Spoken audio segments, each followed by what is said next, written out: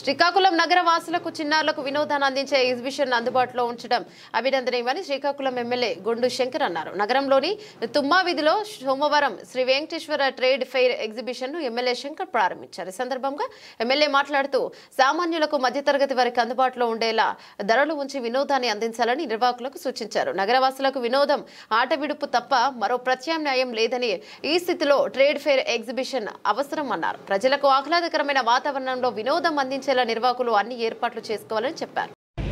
శ్రీకాకుళం పట్టణంలో ఈరోజు ఎగ్జిబిషన్ పట్టణ ప్రజలకి యాక్చువల్గా ఇక్కడ రిక్రియేషన్స్ ఏరియాస్ చాలా తక్కువ.